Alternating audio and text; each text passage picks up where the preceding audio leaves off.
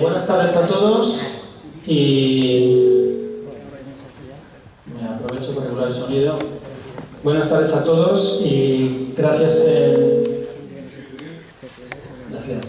en nombre de la comunidad educativa del Marqués de Santillana por acompañarnos en esta tarde tan especial en la que homenajeamos a los alumnos ilustres, alumnos y alumnas ilustres nombrados en estos últimos 16 años. Bueno, en ellos, en realidad, quien estamos homenajeando es a todos los alumnos que han pasado por el centro en estos últimos 90 años, porque, bueno, al fin y al cabo los alumnos son el centro, ¿no?, de nuestra atención como docentes en este lugar. Sin los alumnos este edificio pues, no tendría sentido ni ninguna función. Solo hay que estar aquí en agosto o en julio para ver lo vacío y lo aburrido que es un edificio como este, sin el ruido de los alumnos, ¿no?, que tanto miedo da a los que vienen cualquier día, ocasionalmente, y siempre dicen lo mismo, ¿no? ¿Cómo podéis aguantar este ruido? ¿Cómo podéis...? Bueno, en fin, en realidad a todo se acostumbra uno, ¿no? Bueno, antes de empezar quisiera excusar a Manuel Gutiérrez Aragón, que por motivo de una enfermedad repentina que nos comunicó ayer no ha podido acompañarnos, y bueno, pues le deseamos una completa y rápida recuperación. También el general Jesús Argumosa tampoco ha podido asistir, a pesar de que lo ha intentado manejar su agenda, pero ha sido imposible al final. Y bueno, quiero aprovechar la ocasión para agradecer el trabajo impagable que han realizado todos estos años y que espero que siga haciendo la Comisión 75 Aniversario. Esta comisión formada por profesores en activo, profesores jubilados, antiguos alumnos, es algo así, yo por lo menos lo veo así, es algo así como la guardiana de la memoria del instituto y la encargada, en cierto modo, de conservarla y sobre todo de darla a conocer, de transmitirla, ¿no? Su labor aporta un gran valor intangible al fortalecimiento del sentimiento de pertenencia a la institución, ¿no? También sentimiento de identidad, lo cual favorece que cuando pensamos en el proyecto educativo, social, cultural del instituto, siempre lo hagamos o podamos proyectarlo a largo plazo, no a corto plazo, ¿no? Y al final este sentido de pertenencia y de identidad lo que nos permite es trascender los problemas cotidianos y proyectar nuestros objetivos a largo plazo, como digo, con seguridad de que la institución siempre cuenta con unos pilares sólidos y muy profundos. Esto no sé si os lo he dicho alguna vez, pero bueno, quiero decíroslo porque considero que la Comisión 75 Aniversario es muy importante para el instituto y para su conservación y su mejora en el futuro. Así que bueno, solo me falta darle enhorabuena a los homenajeados y espero que disfruten con el acto que hemos organizado. Y Luis, te paso la palabra, cuando quieras. Buenas tardes. En primer lugar, saludar a la comunidad educativa del instituto. Yo creo que en mayor o menor medida todos los que estamos aquí pertenecemos a ella, porque los que estuvimos hace muchos años creo que sentimentalmente seguimos formando parte de la misma. Antes comentaba que tenemos memoria visual, las diferentes generaciones que hemos estudiado aquí, desde las verjas hasta el tipo de baldosas que hay en el suelo, etcétera, etcétera. Cada uno guarda memoria sin que sea deliberado de estos espacios que son rincones de la memoria.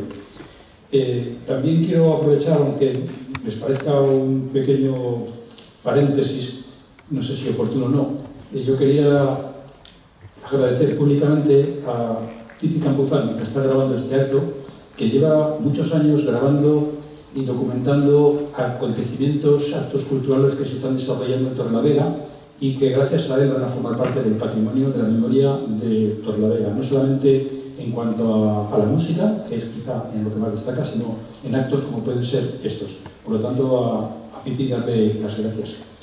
Y ya seguidamente plantear un poco, por supuesto, dar también las gracias y la bienvenida a las autoridades que nos acompañan a este acto, que se agradece especialmente puesto que están ahora en esa pre-campaña que exige tanto tiempo y tanta dedicación. Por lo tanto, a ustedes muchas gracias.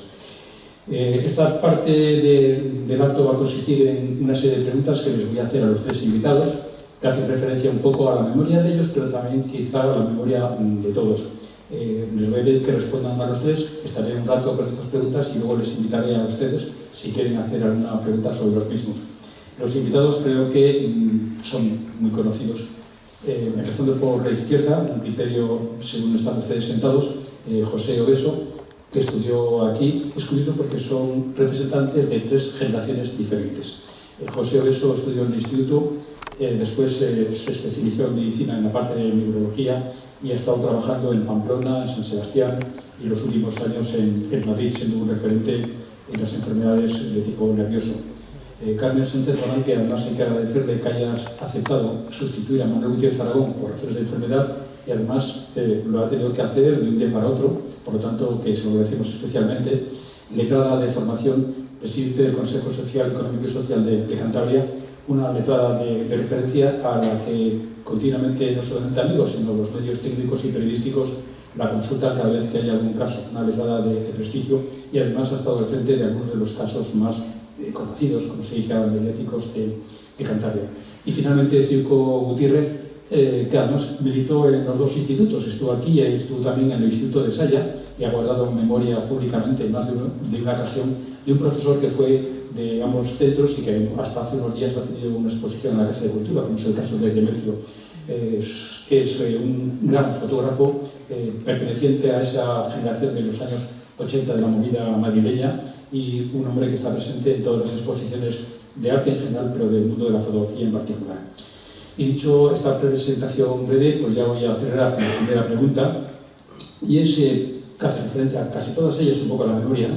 ¿En qué medida la educación y el aprendizaje recibido en este instituto sirvió para el desarrollo posterior de vuestra profesión, el desarrollo profesional y también humano? Si recordáis en algún aspecto las enseñanzas que aquí recibisteis, ¿en qué medida fueron una ayuda profesional y humana para el desarrollo que tuvisteis posteriormente? Si os parece que empecéis de izquierda a derecha para comience la presentación. Pepe. En este caso no me favorece la izquierda. Pues bueno, a mí lo principal que puedo decir es que me influyó mucho porque yo decidí ser médico aquí. Ahí me acuerdo de la esquina en que estábamos en la puerta principal, David Muñoz y yo, y decidimos que lo nuestro era la medicina, con razones muy idealistas. Las mías, y me acuerdo que David me dijo, no, pero si un buen especialista hace falta en cualquier sitio, también en Torrelavega. Eran obviamente planteamientos muy simples, es los de alguien en el bachillerato.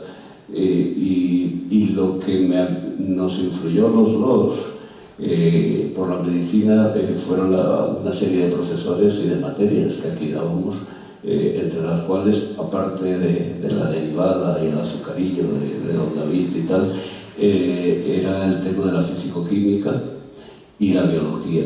Y a mí en particular, en PREU, que para los muy jóvenes era el último curso antes de ir a la universidad, que era un curso muy complicado de exigencia, el profesor o profesora de biología, porque mira que tengo yo memoria episódica, que se llama, y no me acuerdo quién era, no sé si hay alguien aquí que se acuerde. ¿Tú te acuerdas quién nos daba biología? ¿O tú ibas? No. Bueno, era, no sé si era geología, bueno, biología no. No, geología es otra. Bueno, pues total, que quien fuese nos solicitó, vamos, nos exigió que hiciéramos un trabajo de estos que había que leer, algunas fuentes, cosa que entonces no era tan frecuente hacer aquello. Y yo no sé cómo cayó en mi mano un libro de Severo Ochoa, el último premio Nobel de Medicina español, sobre el ADN, el ARN y el control genético. Y aquello me fascinó. Yo hice el trabajo me resultó fascinante y dije, a esto es a lo que yo me tengo que dedicar, a entender los mecanismos íntimos de cómo funcionan. Lo que no sabía es que me iba a dedicar a las neuronas, eso fue más tarde, pero que me iba a dedicar a entender la fisiología del cuerpo, sí, ahí lo decidí, con lo cual la influencia ha sido total, porque haber ido a estudiar medicina y después el resto, digamos que voy a hacer una pequeña broma y licencia. Mi única pena es que, estando casado con una alumna de aquí y jugadora de voleibol como yo, nos conocimos en Pamplona. Casualmente hubiera sido perfecto conocernos en el patio del instituto, pero la casualidad fue así. Carmen. Pues yo no sé si qué cuestión concreta puedo influir en que me decantara por realizar estudios de Derecho, pero sí que tengo una noción desde mi más tierna infancia de quererme dedicar a ser abogada en la materia del derecho penal, porque siempre pues me rebelaba contra las situaciones de injusticia en general. Pero lo que sí te afirmo, y mucho más con la distancia que me ha dado el tiempo transcurrido, es que creo que aquí, en este instituto, se forjó mi personalidad, lo que soy hoy, mi modo de comprenderme a mí misma. Creo que fue aquí, y además casi sin darme cuenta de ello. Llegamos aquí, yo llegué aquí en quinto de bachiller, hice 3 años, quinto, sexto y preu. Fueron 3 años para mí sensacionales en todos los aspectos. Fui perfectamente acogida por mis compañeras. En ese momento no eran mixtas las clases, eran todavía separadas, había separación de sexos, pero fui perfectamente acogida por todas las compañeras. Bueno, están aquí, me emociono, fíjate al decirlo, porque están aquí 4 de ellas hoy, amigas y compañeras, y alguna, además, familia mía. Cualquiera de ellas se merece estar donde estoy yo y tener el título que a mí tan generosamente me quiso conceder en el año 11, en 2011, este instituto. Pero creo que se forjó entonces todo lo que soy hoy, digamos que los cimientos de lo que soy hoy, porque se me dio confianza. Yo creo que aquí se nos transmitió una sensación de confianza, nos sentimos perfectamente libres para acceder a cualquier cosa. Yo, por ejemplo, cuando veo hoy toda esta pugna entre hombre y mujer y esta conciencia de que las mujeres somos pues tratadas un poco minusvaloradas, podemos decir, en la sociedad actual, resulta que cuando echo la vista atrás digo, es que esto no me pasó en mi adolescencia y en mi primera juventud. Jamás se me ocurrió pensar que alguien pudiera creer que las mujeres, por el hecho de serlo, que las niñas, las adolescentes que estudiábamos entonces, fuéramos menos inteligentes, que tuviéramos menos capacidades en cualquier sentido. Y es que desde este instituto se nos transmitió la idea de que éramos igual que nuestros compañeros del sexo masculino, y se nos dio confianza en todos los sentidos. Hasta tal punto se nos dio confianza que el director del instituto la sacó, que era don José López Hoyos, pues nos encomendaba, que nos daba clase a veces, porque metieron varios profesores, pero nos dio clase de latín en algún momento, por supuesto de filosofía siempre. Nos encomendó a las chicas de letras de quinto curso y a los chicos de letras de sexto curso que pasáramos a limpio a las cartillas las notas de todo el instituto. Nos encomendó esa tarea con absoluta confianza y nosotros nos comportamos siempre con una honradez que hoy en día no sé si la tendríamos tanto pensándolo bien, pero ¿cómo fuimos? Aquello le poníamos el suspenso al que correspondía y el sobresaliente también al que correspondía. Él tuvo esa confianza en nosotros y nosotros correspondimos en sí, nosotros, porque éramos, como digo, chicos y chicas. Entonces, desde esa perspectiva creo que la enseñanza que eso nos dio en este instituto fue sensacional, no equiparable a cualquier cosa, porque además, aparte de las materias propias del curso en cuestión, por supuesto, hacíamos deporte, por supuesto, hacíamos teatro, y aquí he actuado yo muchísimo, además siempre en papeles protagonistas. Teníamos un profesor de griego sensacional que era el director de teatro, y bueno, a mí me marcó muchísimo toda mi estancia en este instituto, y creo que ha sido una suerte para todos nosotros, y creo que con la actitud que han tomado los profesores con la creación de esta comisión, me da la idea de que sigue siendo esto un sitio muy recomendable para el estudio de cualquiera. Circo. Bueno, a ver, lo bueno que tiene que ser que hablo el último Sí. es que me da tiempo para pensar más. Y, a ver, a mí los hitos en el instituto que tienen que ver con lo que soy ahora pasan mucho por donde me metí. Yo empecé con 9 años en primero y venía del Chopos, que era como un pueblo aislado allí, que Torrelavega no veníamos casi nunca, ¿no? Y el primer día que tuvimos de clase con Don Demetrio, que teníamos un aula aquí justo detrás, que lo conté hace 4 o 5 años, cuando y el primer entrábamos del recreo así como muy rápido y entonces dijo una frase que a mí me impresionó y todavía sigo recordando de vez en cuando. Dice, por favor, entren ustedes de puntillas que yo soy muy bajo y a los bajos el ruido nos llega antes. Y entonces eso ya para mí fue una declaración de principios del absurdo, ¿no? Es un poco, en Cantabria tenemos la socarronería y eso, pero Don Demetrio tenía un absurdo más inglés, ¿no? Y entonces la siguiente hito fue, a mí me gustaba dibujar y ponía mucho empeño, yo era de los que dibujaba con la lengua hacia un lado, sacando la lengua hacia un lado, y entonces había hecho un dibujo que me había costado mucho hacerlo, de libre creación. Y entonces debió ser el tercero por ahí, y entonces Don Demetrio cuando llegó me dijo, ¿qué hago contigo? Te voy a probar, porque estás tan negado para la creación que es que te voy a probar. Como si no vuelves a hacer nada más para no ver yo estas cosas tan horrorosas. Y entonces, y eso en vez de frustrarme, dije, pues ya no vuelvo a dibujar. Pero años después cayó en mis manos una cámara y me salieron bien las fotos. Y yo pensé, si esto lo había dado Don Demetrio, ¿y qué pasó? Entre medias había pasado otra cosa, que yo creo que eso fue en cuarto o quinto, que todavía estaba aquí, porque ya no sé si hice quinto allá o sexto. Cuarto o quinto, que otra profesora de matemáticas, esa no me acuerdo cómo se llamaba, pues un día nos estaba cabreada y nos dijo que ella explicaba cosas y miraba y se ve que la gente o no tomábamos apuntes o no hacíamos algo que ella creía que teníamos que hacer los alumnos, y esa profesora dijo que quería pasar uno cuaderno por cuaderno a ver los cuadernos.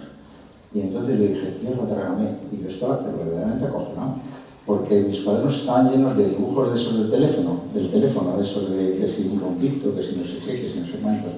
Y entonces cuando llega mi cuaderno, yo agacho la cabeza y dije, esto es un hombre que piensa, este es un chico que piensa. Y empecé a enseñar mi cuaderno y decía que es que los que hacíamos eso teníamos una mente especial y que no sé qué, y yo les decía, no entiendo nada. Con el paso de los años, porque en el paso de los años sí que luego todo lo he ido encajando en la vida, ¿no? Lo he ido encajando. Y sé qué quería decir esta mujer con lo de los dibujos. O sea, mi mente estaba dando vueltas por ahí y pensando y no me acomodaba a la realidad del momento. Pero ya fue en el otro instituto, que Don Demetrio era director del instituto, y entonces era un curso, pues ese de la adolescencia, ¿no? Que era quinto, sexto ya, así donde nos echaban de 3 en 3 de las clases, del jaleo que montábamos, de las historias y tal. Y entonces, y bueno, siempre había algunos que eran macamberros y los otros coreábamos y tal, y el profesor se cabreaba y decía, ¿quién ha sido? Y no sé qué. Y yo, salíamos siempre uno, Rama, que era hijo de un falangista, y que tenía, y salía yo, nos levantábamos, porque éramos como tipos de honor. Y entonces nos echaban una semana. Y nosotros lo único que habíamos hecho era corear. Y curiosamente, mi madre ya la tercera vez que me echaron, que yo no era de los que hacía, pero los que lo hacían nunca daban la cara. Y entonces mi madre fue a hablar, mi padre está enfermo, y fue a hablar con el director, muy apurada, y dijo, no sé, a los dos los tenemos como lo mejor del instituto, porque son unos tipos que dan la cara, y sabemos que no son ellos los que hacen, si sabemos quién hacen las cosas. Dice, pero intentamos provocar la honorabilidad. Y ellos no es que sean honorables, son superiores. Y eso me gustó mucho, porque me situó muy bien junto a mis padres. Y luego un día vi un cartel que en el Instituto de Castañeda se hacía un concurso de fotografía que era sobre... Entonces mi padre me dejaba las colas de un carrete que tiene 36 imágenes, ¿no? Y entonces cuando le quedaba, tenía 30 o así, me decía, esta la acabas tú, y el carrete. Y entonces era sobre el bosque, los árboles, el concurso de matemática, y yo fui al bosque con un amigo, tenía 5 disparos, y entonces le dije, fuimos a un hospital que estaba por Ganzo, y le dije que si me acompañaba le hacía un retrato. Entonces solo tenía 4 disparos. De los 4 disparos mandé 3 fotos al concurso de Castañeda y me dieron el primer premio exequo a las 3 fotos, porque no sabía el jurado cuál era mejor. Y claro, yo pensaba bien. Y don Demetrio se enteró, porque el director de ese instituto llamó a don Demetrio y dice, oye, tienes ahí un tío que es un fiera. Pero yo no tenía consciencia, porque al único que conocía yo de esa edad que hacía fotografías era a mí mismo. Entonces yo no tenía referencia, no tenía nada. Y me llamó don Demetrio. Y esto lo voy a contar, bueno, que ya ha muerto, ¿no? Pero hizo una cosa que, vamos, toda la vida estaba agradecido. Don Demetrio llegó y me llamó a su despacho. Yo iba diciendo, ¿qué había hecho? ¿Qué había hecho? No, esto no he hecho nada, no hay ningún lío, no me va a echar, nada. Y me dijo, oye, ¿tú eres el que hace las fotos? Y ¿qué es que me han llamado? Y yo digo, sí. Y dice, siéntate. Y me siento y me dice, ¿tú quieres que montemos un laboratorio aquí? Y dije yo, bueno, es que hay un profesor, César Rosino, que le gusta mucho esto, y le hablo de ti y me ha dicho que monta contigo un laboratorio. Y montamos un laboratorio en aquel instituto. Y luego me dijo, ¿tienes libros de fotografía y libros de arte y eso en casa? Y digo, bueno, algo hay, pero no mucho, claro. Y dice, y me saca, y le pide al Bedel un juego de llaves del instituto y de su despacho. Y me dice, puedes venir los sábados y los domingos tú solo. Te puedes llevar libros a casa, pero no me arranques las hojas. Y dice, y te dejo guardián del secreto. Esto no puede saber nadie, porque está prohibido que un alumno tenga las llaves del instituto. Y dice, y tú vas allí todo lo que quieras y eso. Y nunca, o sea, yo cuando acabó el curso le devolví las llaves, le di las gracias, y nunca él me dijo nada más, ¿no? Pero aquello fue para mí un poco lo que te pasó a ti con el libro, para mí fue definitivo, porque ahí descubrí que había cosas que yo no sabía, porque para mí la fotografía era lo que salía de la Recoleta, el diario Montañés, la fotografía era la fotografía social y tal.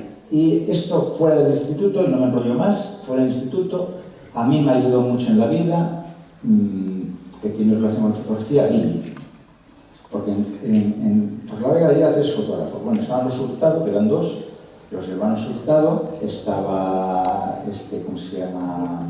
El que estaba en los soportales, que era el bueno, Diego, que era el bueno, ese retocaba las fotos de carnet de las señoras y las quitaba las ojeras.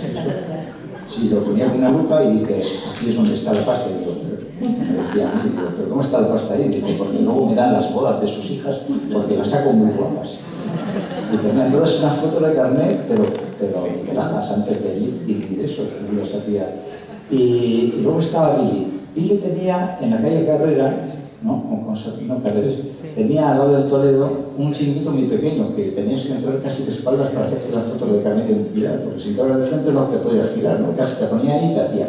Y Billy era fotógrafo de vacas, cosa que me gustaba mucho, porque él iba a mí las vacas me fascinaban, iba al mercado de ganados y fotografiaba a los ganaderos, haciendo los tratos y eso, y de romerías, a las parejas cuando bailaban con un pañuelo así para no manchar los hombres que ponían la mano en el hombro, y les hacía fotos de romerías, que el archivo de Billy debe ser fantástico en ese sentido. Y luego eran en los 60, lo debe montar, o quizás antes, donde había eslogan, en invierno y en verano, calzados campuzano, y Billy tenía fotos Billy. No soy el mejor, pero soy bueno. Y entonces eso dije, este es un sabio, este es la leche, es el sentido de la vida, porque si vas mejor, pasa una cosa, tú que eres neurólogo quizás sepas más, ¿no?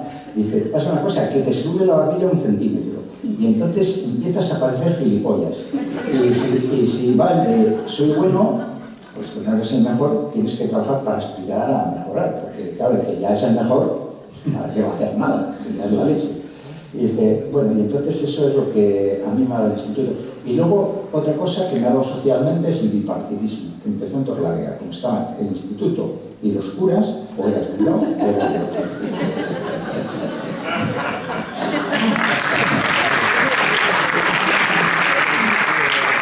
Siguiendo un poco con el espíritu de la formación, del crecimiento,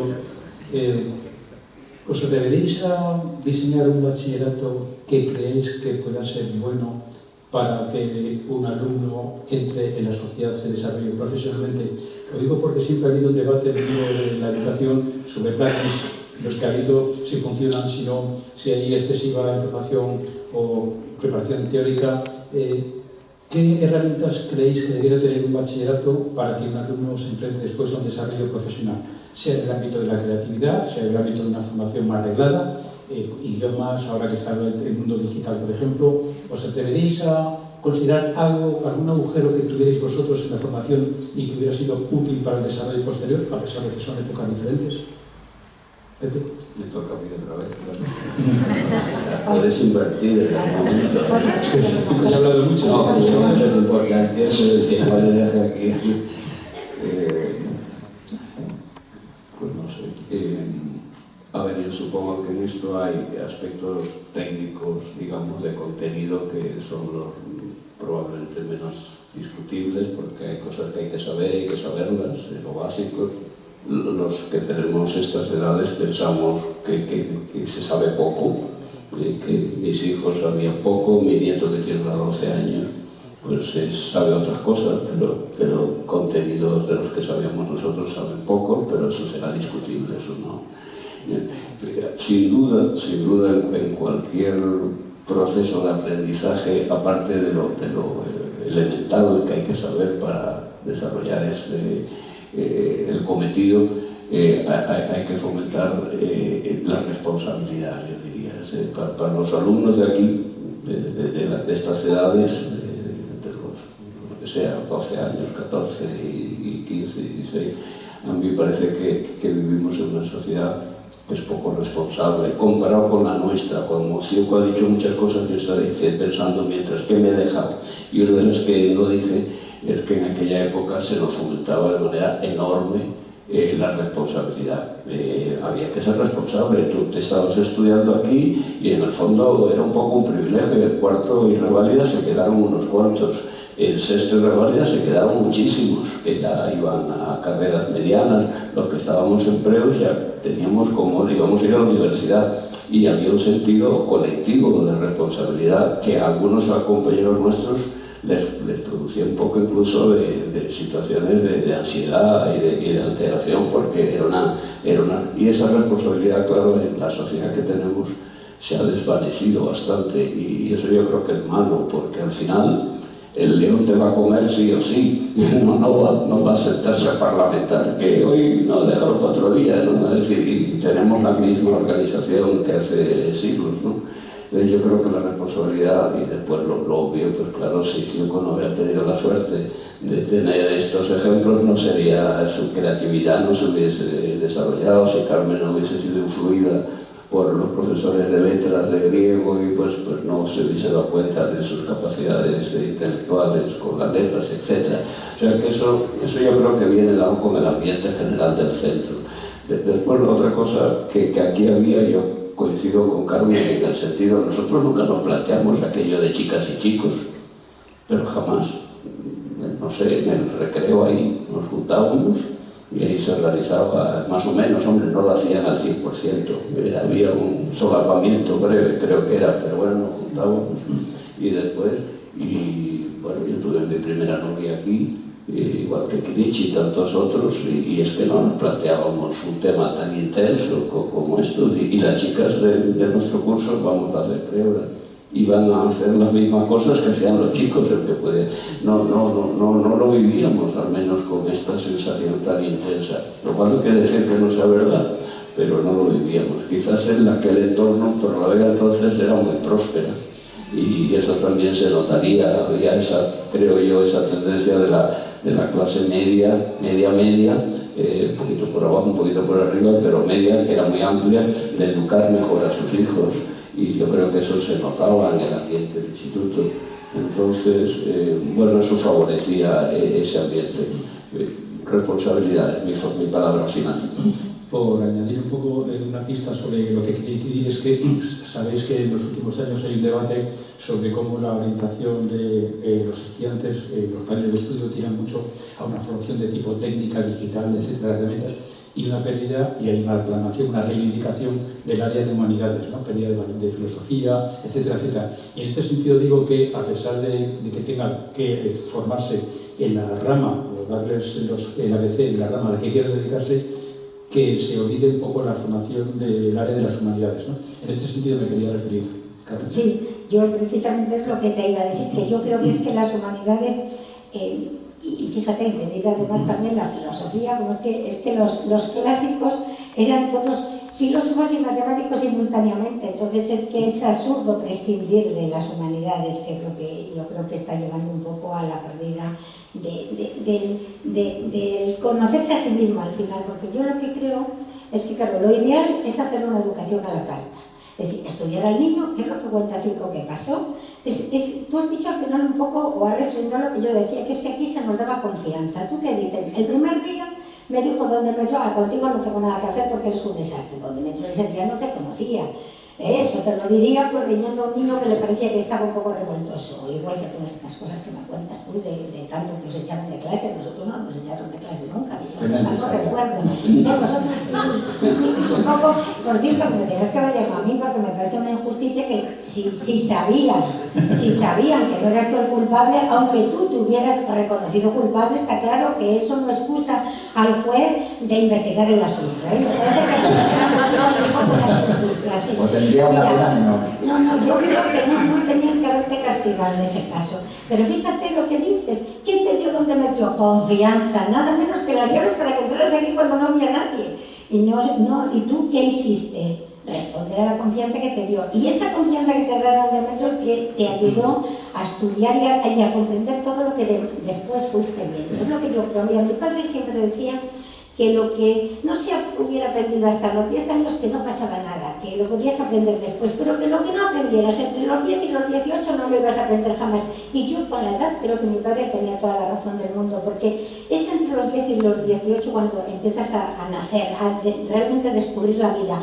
Y ahí es donde influye una barbaridad, tu familia, por supuesto, y tus profesores, de una manera muy notoria, porque las lecturas que te inducen a hacer, el lugar al que te encaminan, esto es lo que luego te da. Yo no he leído nunca más que lo que leí entre los 10 y los 18, y mira que soy una lectora voraz y sigo trato de leer muchísimo, pero claro, ahora me lleva demasiado tiempo mi profesión, la lectura de mi profesión, pero aquello que leí entonces, yo de repente pienso ahora, voy a releer un poco los clásicos que creo que me enseñaron, y me divierto una burrada. No te digo si cojo a Quevedo ahora, es que me lo paso, vamos, que no hay un autor que me haga reír tanto en estos días. Bueno, entonces, ¿qué es lo que yo creo que habría que hacer? Desde luego, un estudio individualizado de niños, tratar de descubrir desde pequeños. Ahora que los niños van a los 2 años ya a guarderías y tal, que desde ahí, incluso antes mucho, ¿no? Pero ahora que hay las aulas estas de 2 años, tratar de estudiar al niño y entonces, por supuesto, irle dando aquello que tú ves aquello que para lo que le veas proclive, que tenga actitudes, y por supuesto no hay que olvidarse de las humanidades. Pero fíjate que tú dices que te producía estrés. Yo nunca he tenido menos estrés y he sacado mejores notas que en los 3 años que estudié aquí en el bachiller superior.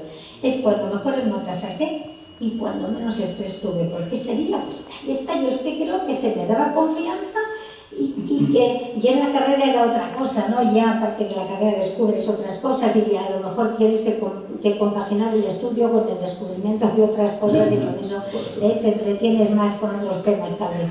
Pero aquí a mí me parece que se me forjó muchísimo, se me encauzó muy bien. Y por supuesto mi familia tuvo que ver con este tema de hacerme sentir igual. Por cierto, que todas mis amigas de las que acabo de hablar antes, las que están hoy aquí, todas somos universitarias, todas nos hemos casado, todas hemos tenido hijos y todas hemos trabajado. Y yo lo que veo, yo he sido 30 años profesora en la universidad, he visto muchos alumnos, mujeres muchísimas, cada vez más, y muchas que no trabajan después. ¿Por qué? Porque siguen con unas mentalidades que cada vez más, por supuesto, cuando yo llegué y me colegié como abogada, el primer día de la fiesta del colegio de abogados, tuve que llamar a una procuradora que estaba colegiada como un ejerciente para que por favor viniera a la comida, porque me encontré yo sola entre 160 compañeros. Entonces no había prácticamente nadie, éramos 2 o 3 mujeres colegiadas, a tribunales no iba nadie. Ahora, por supuesto, la Administración de Justicia pues, se ha llenado de mujeres, afortunadamente. Pero es lo que digo, que ahora que precisamente donde las mujeres estamos más en todas partes, resulta que es donde más se echan falta, que el tema de que no te tratan igual, que no sé por qué. Yo creo que es que el problema que hay es que no se imbuye, porque yo sí que haría una distinción en hombres y mujeres. Por supuesto que está muy bien, o en niños y niñas, mejor dicho, está muy bien educar a todos, incluso de una manera mixta, pero cuando se dice ahora con este tema de violencia de género, que cada vez hay más, como estáis, por lo menos nos dicen, ¿no?, en los medios de comunicación, ¿cómo es posible que hoy en día los niños, desde jovencitos, estén tratando mal a sus parejas, niñas?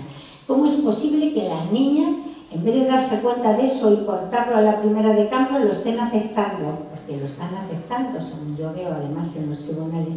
¿Cómo es posible y por qué?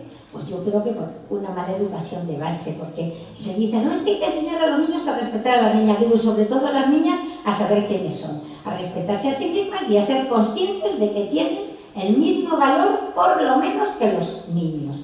Y esto es lo que yo creo que falla un poco, pero sobre todo yo creo que sí hay que volver un poco a las humanidades, pero tampoco hacer en los niños y en general en el joven una presión tremenda para el estudio. Hay que imbuir, por supuesto, disciplina, que falta mucho, no solamente lo otro es disciplina, una barbaridad, pero yo creo que hay que dar confianza, pero sabiendo dirigirles un poquito también. Sí. Bueno, yo estaba pensando, vuelvo a repetir, como tengo más tiempo. Lo siento. La tercera pregunta la contestas tú primero. Yo estaba pensando que las 3 personas que estamos aquí, y muchos de los que estáis allí, hemos llegado a unas cotas de nuestra profesión de excelencia, digamos, o dentro del campo de la excelencia, y hemos conocido y conocimos a gente que están por encima de nosotros, pero no estamos en una mala situación, ¿no? Conocimiento. Sí, es mejor no estar en el primero, porque si necesitamos que seguir al final no tenemos. No, por eso digo que estás después. Porque bastante uno tiene su carga como para cargar con eso. Pues, y bueno, ¿y por qué hemos llegado? Yo creo que porque hemos tenido una fortaleza, hemos escuchado nuestra intuición, hemos seguido nuestra intuición. Mi generación, y las personas que son algo mayores que yo todavía peor, decir a tus padres o a tu entorno que quieres ser artista es, ¿tú eres gilipollas o qué? Porque un artista, nosotros empezamos a trabajar muy jóvenes, que había trabajo en España, 20 años, 21, 22, en la propia carrera que trabajabas, ¿no? Entonces, y cuando llegaba a la treintena, más o menos, nos casábamos antes de los 30, en la generación, se tenía el primer hijo, todas las mujeres más o menos querían tener el primer hijo antes de los 30, porque si no ya eres como mayor. Y luego llegaba un momento en que tú igual si tenías coche con 35 y eras artista, tenías un coche como de cuarta mano de un tío que lo iba a tirar y le decías no lo tires, que ya lo tengo yo, que te atabas con cuerda, que se te bajaba el cristal y tal. Y tus amigos tenían ya un coche, bueno, no estaba mal. Y tenían pagas extraordinarias, y tenían buenos sueldos, y con 40 años digo. Y entonces Luis Gordillo, que es un artista muy reconocido y muy conocido, decía que en España había que aguantar, que eso ya es otra frase de mi vida, pero no tiene que ver con esto, que había que aguantar hasta los 40 años en España diciendo soy artista, yo hago, yo pinto y tal, porque era una edad que esa generación o habías triunfado o eras un fracasado. Y si tú seguías haciendo lo que soñabas, lo que habías soñado toda tu vida, en España se decía, o este es muy bueno, o es imbécil. Yo le voy a comprar por si es bueno. Y entonces empezabas a vender, porque es que no se vendía nada, era muy difícil. España, como bien sabéis, es un país acultural, con mucha cultura, pero casi off, ¿no? La dictadura fue terrible, la post fue rara, todo así y tal. Bueno, el caso es que al 19 no os quiero ni contar con el arte y tal. El caso es que hay algo que es muy importante, que es la palabra pasión, hemos sido apasionados, la palabra intuición, que la hemos puesto en primer lugar, y luego hemos tenido fortaleza para luchar por lo que creíamos. Yo creo que eso falta. Eso falta. Detrás de cada niño y de cada niña, de cada uno y cada una, tienen un poder, cada uno tiene un poder. Hay una película bueno, no voy a enrollarme con la película, que habla que cada uno tenemos una voz interior. Y es una voz interior que es única. No somos igual, aunque hayamos nacido en la misma familia, hayamos comido los mismos bocadillos del castillo de Rabas, lo que sea, no somos iguales. Por ejemplo, lo que yo me transmitía de don Demetrio, a otros alumnos les parecía que don Demetrio estaba loco. A mí me parecía que era un visionario. Y dices, ¿por qué? Porque cada uno tenemos un carácter. Entonces, yo creo que lo que falta en la enseñanza en España es dejar y acompañar en la creación de la fortaleza. En la creación de la fortaleza del alumno. A veces cuando se oyen, a veces yo oigo, cuando se oyen, que nunca nos lo explican muy bien, los programas de cada partido, las leyes nuevas, pero dicen, es que quieren aprobar, y dice, es que hay niños y niñas que nunca van a aprobar matemáticas, pero tienen unas cualidades para escribir bestiales, pues deja las matemáticas, se la prueba en el esto y deja y potencia esas cualidades, porque hará eso. Cuando yo digo lo del cuaderno ese, que yo he estado un día otra vez, lo digo de verdad, lo pasé muy mal aquel día, yo era un chico muy tímido, pero me enseñó a ver donde yo no sabía, pero tampoco describí, yo no, tardé años en darme cuenta ese énfasis que decían mis dibujos y cómo lo señalaba a todos los alumnos, todos los compañeros me miraban como alucinando. Y entonces dice, y luego con los años dije, es verdad, quizás no lo supe explicar o no tenemos edad para entenderlo, pero eso es crear fortaleza. Y entonces hemos tenido eso y hemos tenido también, y detrás también creo que es muy importante, que todo esto que contó, que es muy bonito y muy romántico, está la palabra trabajo. Como para nosotros el trabajo no era trabajo, me lo acaba de decir Paco, que está ahí y que decía el trabajo no era trabajo, a mí me han preguntado muchas veces cuando ya pues, me hice conocido y tal, y me han preguntado en entrevistas, dice, ¿y tú por qué eres artista? Y digo, porque era un vago, no me gustaba trabajar. Y decía, ¿cómo? Si te estás trabajando todo el rato, ¿no? Y digo, pero eso no es un trabajo, me lo paso tan bien que no es un trabajo. Bueno, este tipo de cosas, haciendo el cóctel con las enseñanzas básicas que decía Pepe, que son tal, y la responsabilidad, tú eres responsable de tu yo, tú eres responsable de tu vida, y nosotros hemos aceptado cada uno, los que estamos aquí, nuestro yo, y nos hemos afirmado en nuestro yo. Hemos con poder, nos hemos empoderado, y hemos luchado, y hemos trabajado para salir adelante. No nos lo regalan, desde luego, y dice, no nos lo han regalado, pero escuchamos a nuestra voz interior y nuestras cualidades y fuimos a por ellas. Y para mí, creo que, y en esto tiene que ver todo, las humanidades con lo otro, tiene que ver el conocimiento, ¿no? Lo que es el conocimiento, y saber encontrar dentro del conocimiento, como dentro de dónde está ahora la gran enciclopedia del conocimiento, que se supone que está en Google y que está en las redes, pero saber discernir, analizar, diferenciar la basura de lo que es real, tal. Todos esos procesos que te ayuden a ir creciendo. Y a mí me parece que en España todavía no se toca demasiado fuerte eso. Y sé que hay profesores y profesoras que, al igual que don Demetrio, que iba por libre, entonces que lo que hacen es, cuando les toca, pero no está regulado, cuando les toca, trabajan desde ahí, con los alumnos y las alumnas. Y se nota mucho. Y hay mucha diferencia en el desarrollo posterior, según qué proceso te ha tocado o cuáles son. Hay un aspecto un poco contradictorio en cuanto a la formación de los alumnos y luego el posterior desarrollo profesional, sea el mundo de la creación, el mundo laboral, como autónomos, etc. Y es esta imagen que se crea en España, por ejemplo, o en Cantabria o en Torrelavega, y es que aquellos que tienen una ambición y una posibilidad de desarrollo a nivel superior, que quieren formarse y que quieren proyectarse, dejan Torrelavega o dejan Cantabria. La pregunta estaba pensada, estando también aquí Manolo Gutiérrez Aragón, y pensando en José Beso, en él y en ti, pero también puede valer con Carmen, que desarrolla profesionalmente más su vida en Santander, y es inevitable esa contradicción, y es que si uno es ambicioso profesionalmente tiene que dejar su tierra y el irse. Hay manera de buscar vínculos de tal modo que esa relación se pueda mantener, que pueda haber un poco, que revierta en cierto modo aquel que está en Madrid, que pueda favorecer, por ejemplo, establecer algún puente con la comunidad de procedencia, con la ciudad de procedencia, con el instituto. Ese conflicto que hay entre el decir, yo quiero llegar a más, pero tengo que dejar inevitablemente una ciudad en la que he crecido sentimentalmente. Esto es fácil, o sea, que ahora me presento voluntario. Yo creo que va a depender mucho, antes sí, hasta hace poco, a nosotros tres, yo diría que sin duda, que Circo no hubiera sido la persona que es, ni Carmen, etcétera, desde Torrelavega, porque por muy bueno que seas, antes no había manera de que te conocieran, y tenemos ejemplos de personas enormemente capaces, que claro, no han trascendido lo suficiente, ¿no?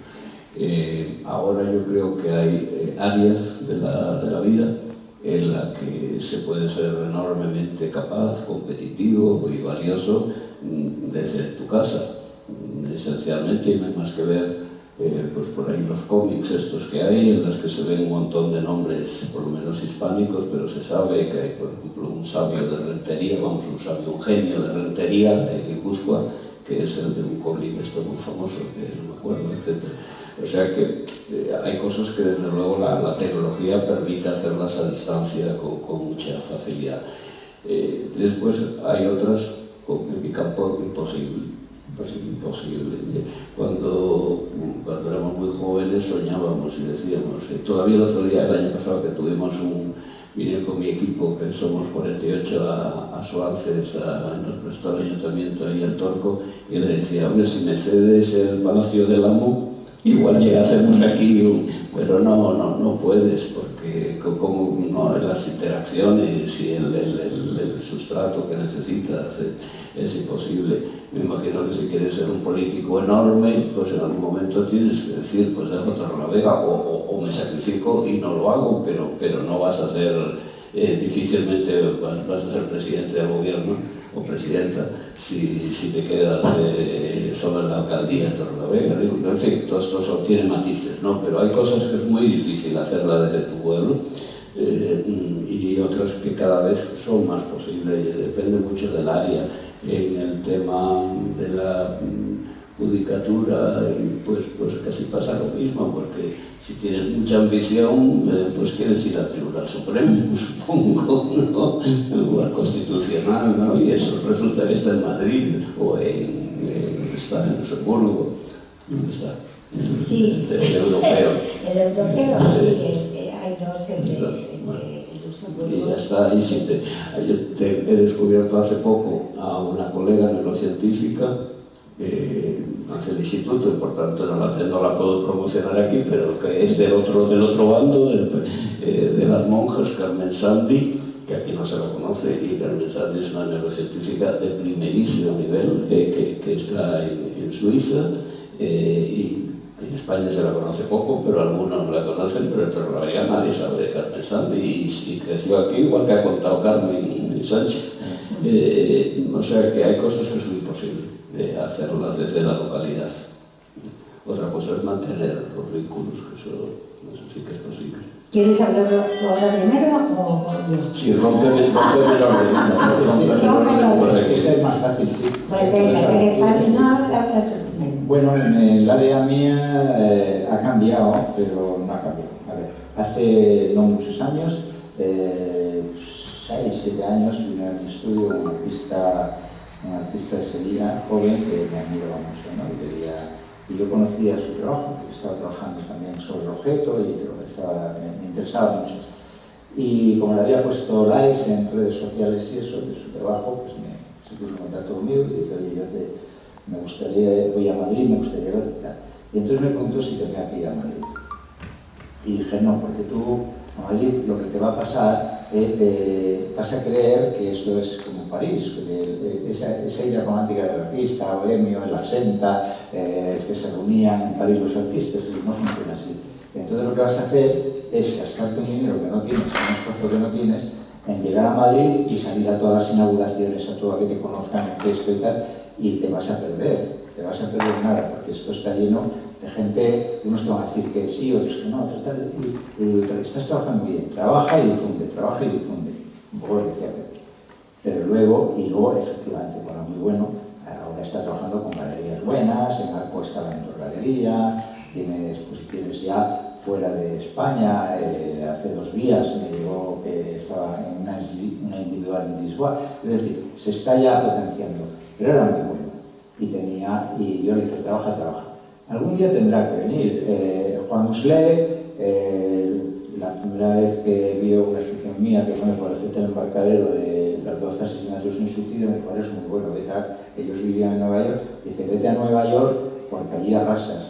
Y dice, pero yo no tenía ni dinero para ir a Nueva York, un hijo recién nacido, no sé, era todo muy complejo y no sabía inglés y no me fui a Nueva York. Pero él triunfó a nivel internacional porque vivía en Nueva York.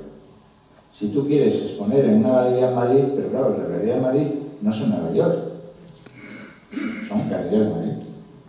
Y entonces parece que pues, puede haber un glamour o tal, pero no es un lugar como Nueva York, Estados Unidos o otros países donde hay mercado, un mercado fuerte, y donde cuando entras en el mercado entras muy bien. Y para entrar en esos mercados tienes que estar allí. Pero para exponer en Madrid, como este chico que digo, que sigue viviendo en Utrera, me parece, está lanzando su mensaje desde ahí. En mi campo es bastante obvio, porque es muy evidente, ¿no? Hay muchas páginas, muchos lugares donde puedes, en el puesto de tu campo, ¿no? Pero luego hay otra cosa que estaba yo pensando, que es un apunte. Yo creo que es una cuestión política. Los políticos, como aquí hay alguno, voy a hablar en plural, para los que hay, y eso. Los políticos trabajáis mucho de 4 en 4 años. Yo veo, por ejemplo, en Madrid, la que se mueve y la cantidad de gente con sueldos que tiene, que es el traidor, que es el que trae el agua a la mesa de esto, y está ganándose neto 4.000 pavos al mes. Y dice, joder, ganar en Madrid 4.000 pavos al mes, dice, trabajar en lo privado te cuesta. Que hay gente que lo gana, sí, pero se reparte muy bien el dinero, digamos, ¿no? Y entonces parece desde fuera como una empresa de contratación de gente del partido. Y trabajan mucho en lo local, en cambiar los bancos del parque para que sean más bonitos, en hacer no sé qué, hacer no sé cuánto, mucho en lo local, que está bien, que yo no digo que está mal, pero se trabaja poco en la idea de más allá de los 4 años. Un poco hablaba él de ese instituto que puede ser dentro de 25, 30, 40 años. ¿Qué es ese instituto? Porque ahí hay un grupo de personas que estáis pensando para eso, hacia dónde tiene que evolucionar. Y a mí me da la sensación que no se trabaja para ello. Se trabaja para una cosa muy concreta y distante. Y una de las cosas, como Torlavega o como otras ciudades, que ya son ciudades medias y eso, o Cantabria, una región como Cantabria, que no es una gran región de mucho tal, y dice, una de las cosas que tiene que hacer es crear mecanismos para que esas personas, o esas que tienen esas capacidades, esos hombres y mujeres que tienen esas capacidades de jóvenes, que tal, puedan comunicarse las capacidades de los cántaros hacia afuera, puedan estar presentes, puedan ficharles de aquí, de allá, de lo que sea, que esos mecanismos son costosos de hacer, pero es una inversión bestial. Y entonces ahí la gente querría entrar. Mira, en Madrid no hay enfermeras, ¿no? ¿Por qué no hay enfermeras? Porque es que en Guadalajara, que se vive por mitad de precio de Madrid, les pagan un 40% más. Y los cantos de sirena que oyes decir de los políticos que gobiernan en Madrid de la mejor sanidad, porque hay unos equipos cojonudos en La Paz y en hospitales con unas experiencias de leche. Pero yo, que soy enfermo profesional, veo cómo trabajan. Porque cada día meten entre 3 y 4 horas más que no les pagan para sacar adelante el proyecto. ¿Pero cuál es? Su proyecto personal, que vuelvo a hablar. Son médicos con una vocación bestial y con una experiencia bestial. Entonces trabajan desde un lugar que es que a veces sales y te da ganas de abrazarles. ¿Qué dices? Siempre hay que abrazarles. Te da ganas de abrazarles, porque sabes lo que hay detrás. Que a veces una falta de reconocimiento, eso, pero luego sí están. ¿A qué me estoy refiriendo yo? Pues que si tú ves que están esos mecanismos, Pero no nos engañemos, yo creo que, vamos a ver, depende de lo que ofrezca la localidad en cuestión para el trabajo, porque la necesidad, de todas formas, a cualquier localidad le interesa que sus habitantes conozcan lo más posible, ¿no? Entonces hay que salir a prepararse, porque no podemos tener en Torrelavega lo que hay en Nueva York, eso sin duda, habría que haber puesto ese ejemplo, ¿no? Ni por supuesto tampoco lo que hay en Madrid. Mira, yo me fui a estudiar la carrera fuera de Santander, ¿no? Y además después me fui también, primero estuve en Valladolid, después estuve en Madrid, me casé con un canario, pero me vine a Santander a vivir, me le traje a la tierruca y me organicé aquí.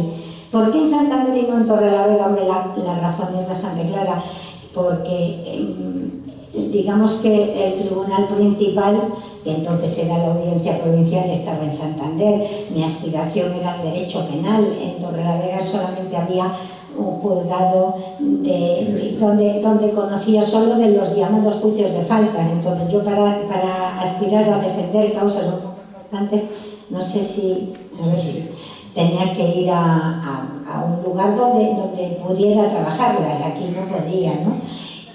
Pero ¿era necesario para mi trabajo irme a Madrid? No, me bastaba con eso. A Madrid voy, por supuesto, porque el Tribunal Supremo está en Madrid, pero ¿qué pasa? Que el caso que comienza en Santander puede terminar en el Tribunal Supremo. De hecho, todos los asuntos mínimamente importantes ya pueden ir al Tribunal Supremo y al Constitucional, que también está en Madrid. Ahora se puede trabajar desde cualquier lado, casi, pero los clientes lógicamente están en un determinado sitio.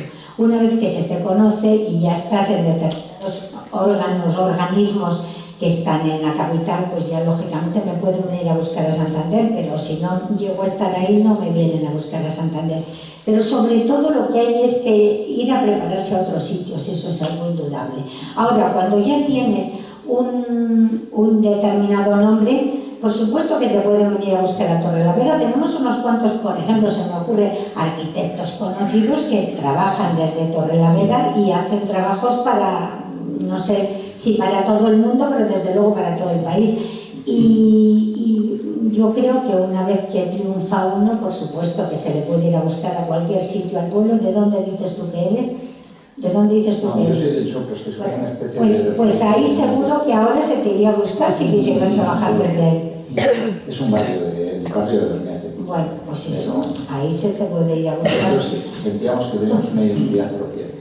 Bueno, bien. Casi vamos a llegar ya a la hora de conversación, de tertulia, y habíamos previsto que hubiera una pregunta por parte suya, de ustedes. Si quieren hacer una intervención, que levanten la mano los que la quieran hacer para luego que brevemente respondan. ¿Hay alguna pregunta más para hacer después? Pues Germán. Todo eso, espera, Germán.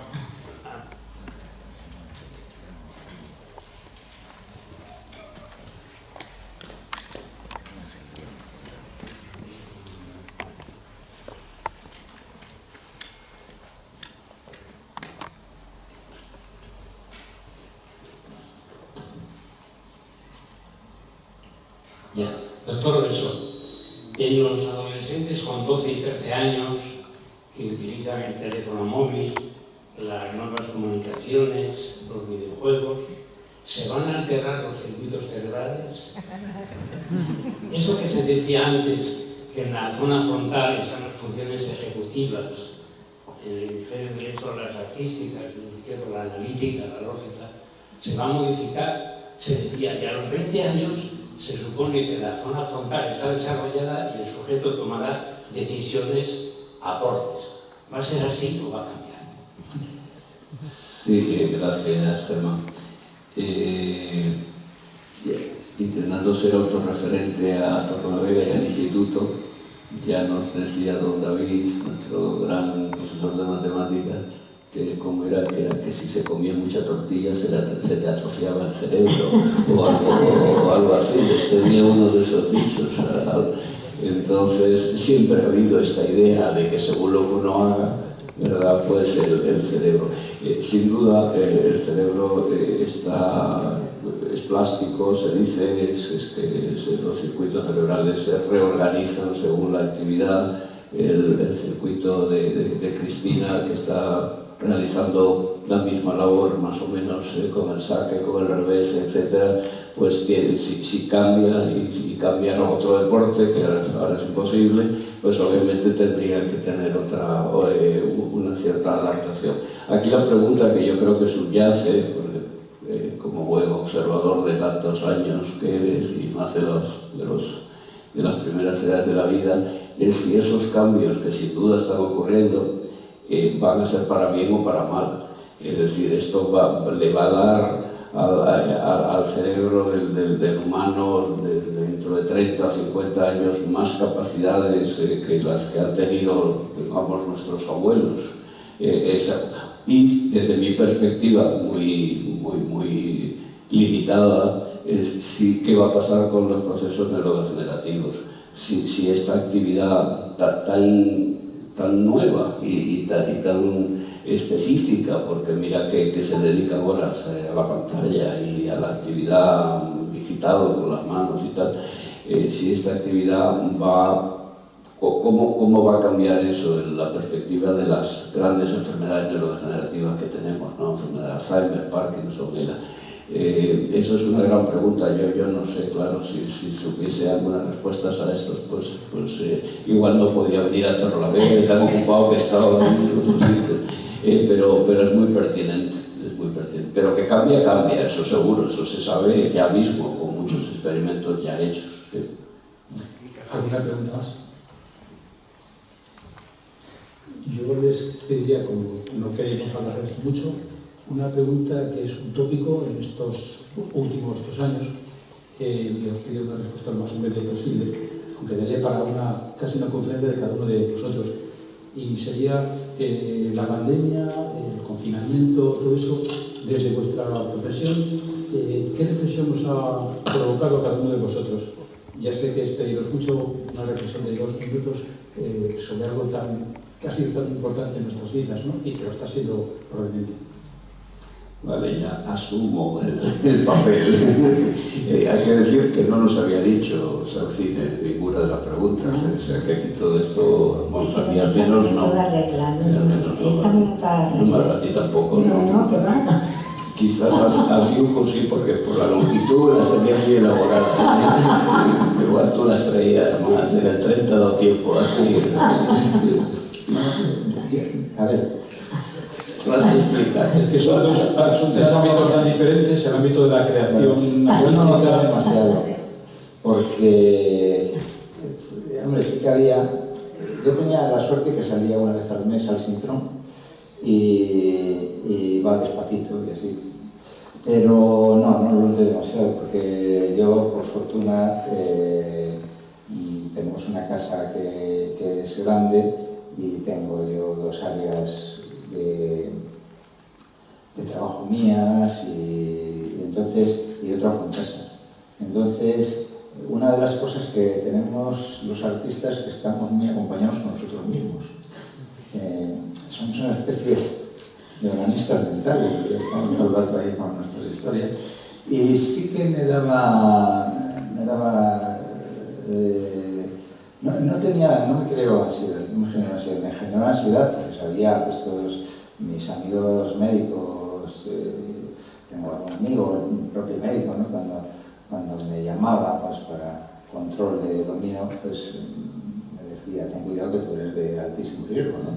Y entonces, y bueno, ahí estaba en eso y no tenía, pero a mí personalmente, y hay algo que tú hablas, yo tenía un sentido de la justicia social, en estos momentos, y perdonad que haga este inciso, pero en Madrid están pasando cosas que a mí me parecen muy graves. Y en la política se está institucionalizando la mentira como algo es como un juego, ¿no? Es como si estuvieran jugando unos amigos el fin de semana a ver quién dice la mentira más corta y se le cree el otro de su pasado. Y a mí eso me parece muy grave, y ahí se mintió muchísimo. Pero era muy evidente. Y entonces, en el ámbito en el que yo me muevo profesionalmente, que es en el del arte, ahí no se mintió nadie, porque los políticos ahí ni interesan, no les interesa casi nada. Y hoy en el ámbito de la medicina en la que yo me muevo muy profesionalmente, mucho con el tenis, dice, en ese ámbito yo encontraba a médicos y enfermeras verdaderamente horrorizados de lo que decían los políticos, de lo que mentían, de los apoyos que decían que les estaban mandando, que no llegó nadie, ningún apoyo a ningún sitio, de las cosas que tal, y estaban horrorizados, cayendo como moscas, enfermando, cayendo como moscas, de la manipulación desde el gobierno con unas cosas, desde el otro lado, desde tal. Y nosotros en Madrid tenemos una enferma mentirosa profesional como presidente de gobierno, como presidenta que será presidente de gobierno. Y a ellos, todo el mundo que llama se enterará cuando esa señora llegue a ser presidenta de gobierno. Se enterará de lo que es mentir descaradamente, como... ¿Os acordáis que cuando estaba Trump, el New York Times, me parece que contaba todos los días las mentiras del día, pero no causaba sensación en la población, ¿no? Decía, bueno, es que esos son todos. Pero claro, Trump decía mentiras profesionales, pero abismales, ¿no? Bueno, ahí está. No son punibles las mentiras, en España no se puede demostrar, no puedes no sé qué, o no puedes... No son punibles. Y entonces están jugando a un juego muy peligroso que es a ver quién se lleva el gato al agua, a ver quién da el zasca más grande. Y eso, tú que trabajas desde la verdad, intentar averiguar la verdad, y eso a mí me parece que es tremendamente peligroso.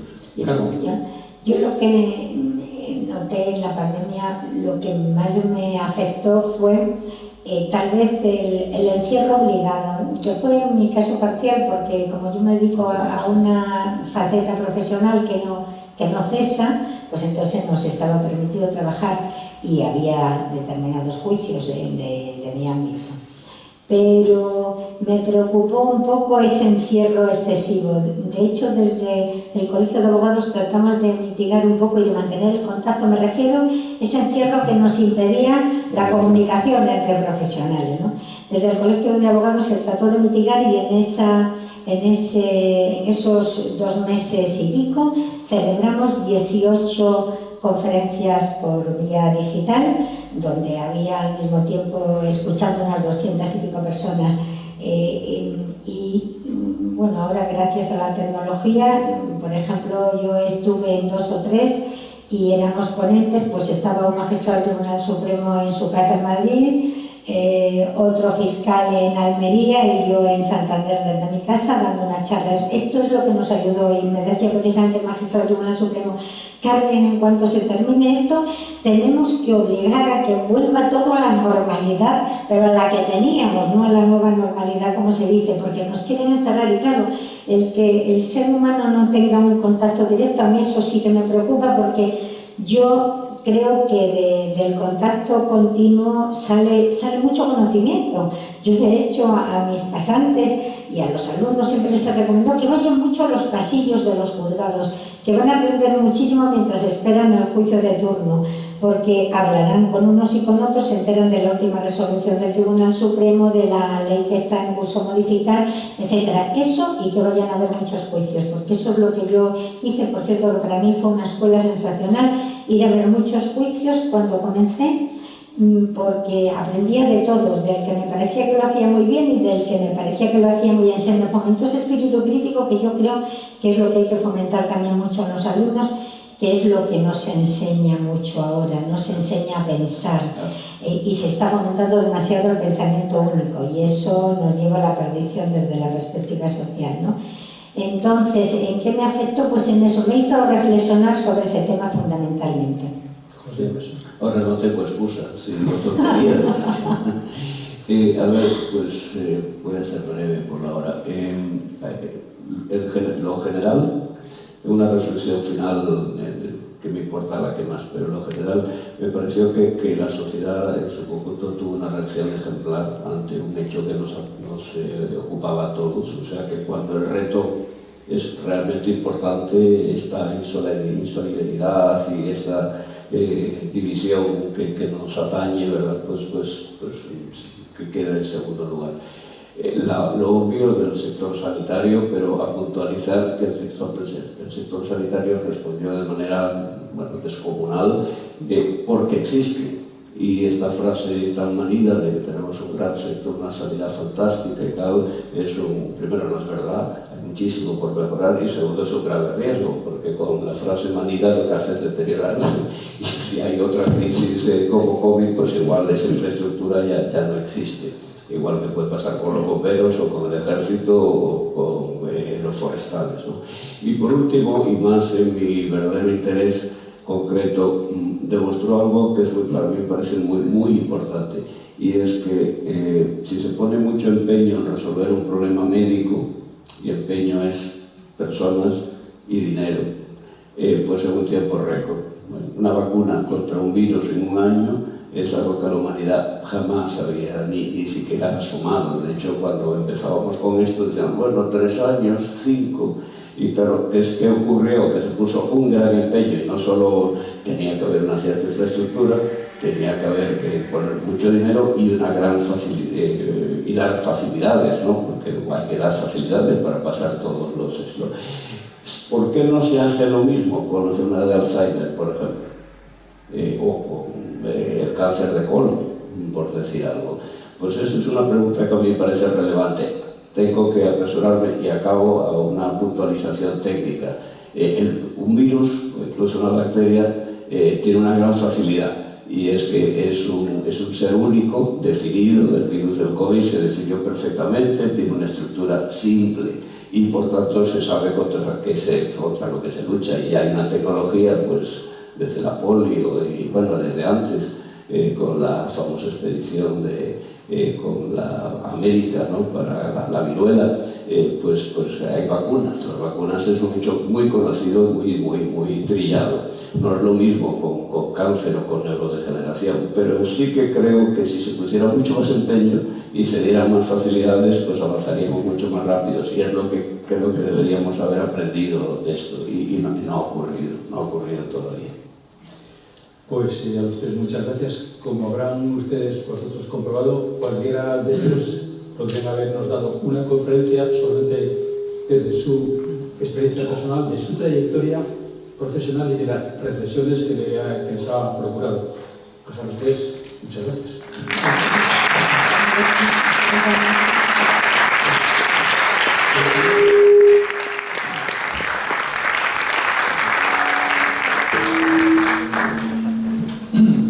Muy bien, vamos a aprovechar ahora, que hemos terminado muy interesante. Por cierto, hay muchos profesores en la sala que han tomado buena nota de lo que habéis dicho. Gracias, Paco. Sí, colocándoos por ahí. El famoso dilema entre el trabajo y la pasión, que fue primero el huevo o la gallina, ¿no? Es un debate que seguimos aquí constantemente en esta misma sala, en los claustros, en todas las reuniones de coordinación. Sí, podéis sentaros por ahí porque os vamos a llamar. Bueno, vamos a llamaros ahora para entregaros un pequeño obsequio, pero en realidad es la excusa para hacernos todos aquí una foto histórica, todos los alumnos ilustres que no teníamos y que queremos tener para el instituto. Así que cuando subáis, quedaos, no os vayáis. Bueno, empiezo por la más reciente.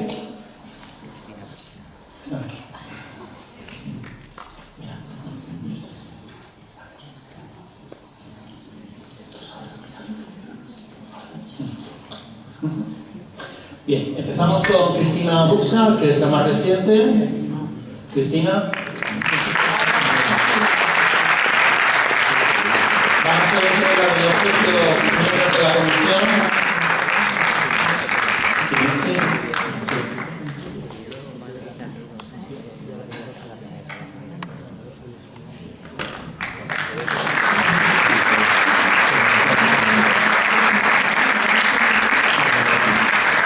María del Mar Marcos Sánchez.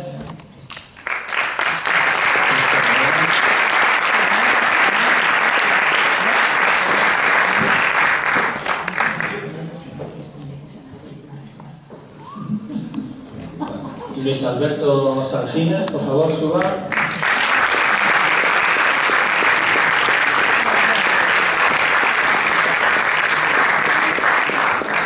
Yuko Gutiérrez, por favor.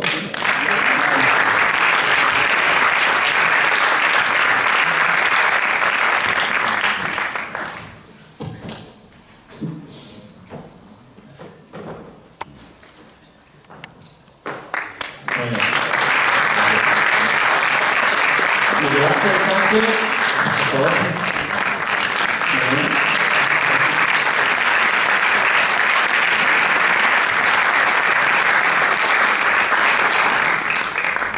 Castillo.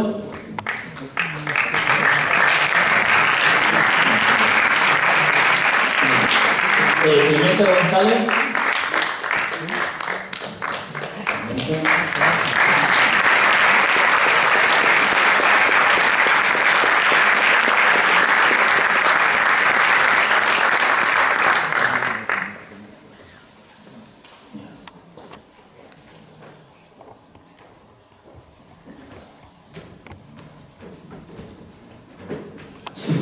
Bueno, de director a director.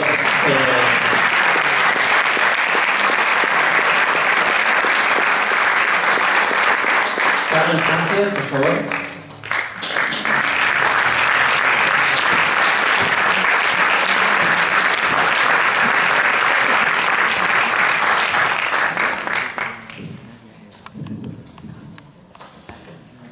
Germán Castellano, por favor.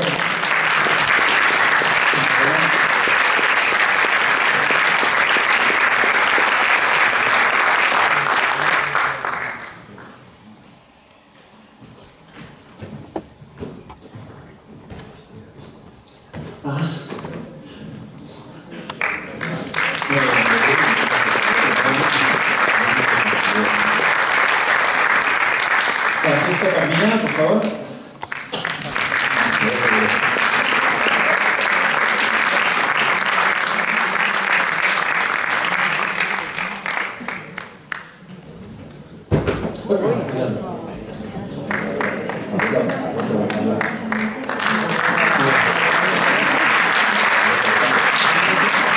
Y por último, José Machowski.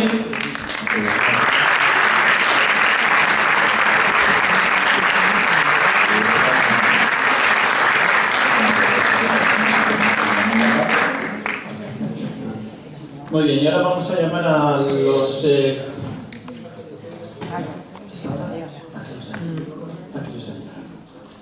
Vamos a llamar ahora al equipo de voleibol. Son unas cuantas. Antes de eso sí que queremos hacer rendir un homenaje y recordar a Emilia Fuentevilla, que fue la impulsora en el Instituto del Voleibol y que falleció el año pasado. Queremos recordarla.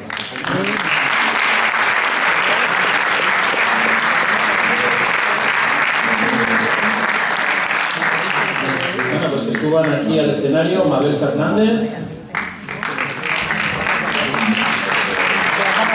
Miguel Fernando, Pilar Ceballos, Pilar Arroyo, Merche Martín, Virginia Rodríguez y Teresa Armando.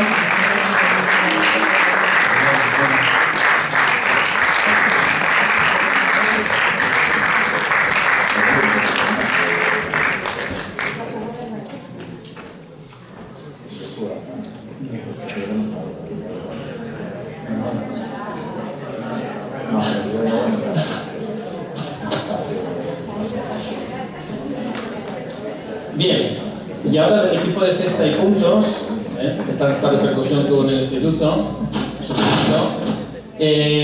Manuel Setién,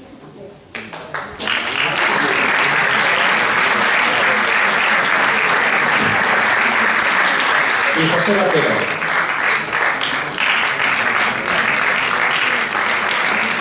Y no necesito avisaciones porque ya está aquí arriba, o sea que muy bien.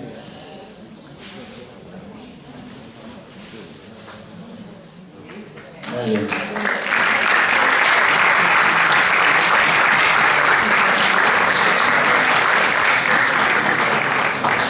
Muy bien, pues nada, nos colocamos un poquito todos juntos para la foto y que suban los miembros de la comisión que no están aquí arriba, tú incluido. ¿No? A ver, Óscar, tú también. Yo creo que tenemos que juntarnos un poquito los más altos detrás quizá y... no, por ahí, no, ven aquí. Ven, pues baja. A ver. Venga, pues las chicas delante y los chicos detrás, ya está. Venga, poneos por ahí. Poneos, juntaos. Muy bien. Sí.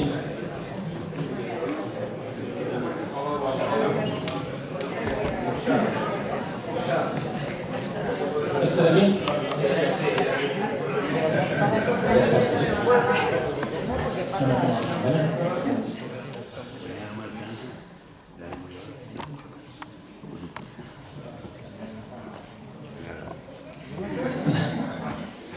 Bien.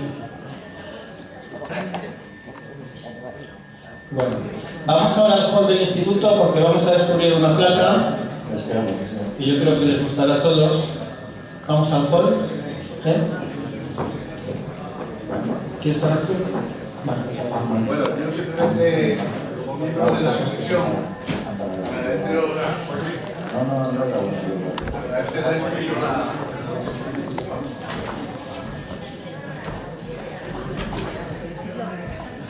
que digo que como miembro exalumno y miembro fundador de la comisión del 75 aniversario, en nombre de la comisión y de mis compañeros, agradecerles la presencia aquí en homenaje a los alumnos, los miles de alumnos que han pasado por este instituto, con esta muestra que hemos tenido.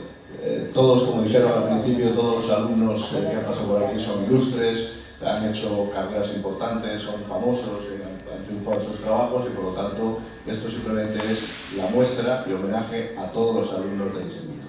También ha habido dos digamos, reconocimientos colectivos, como fue el equipo de voleibol, que en su momento tuvo una importancia enorme, se ha recordado pues, a su impulsora principal, que era Mila Frontevilla, y también al equipo de cesta y puntos, que también en los años 70 fue un hito en este instituto y en esta región.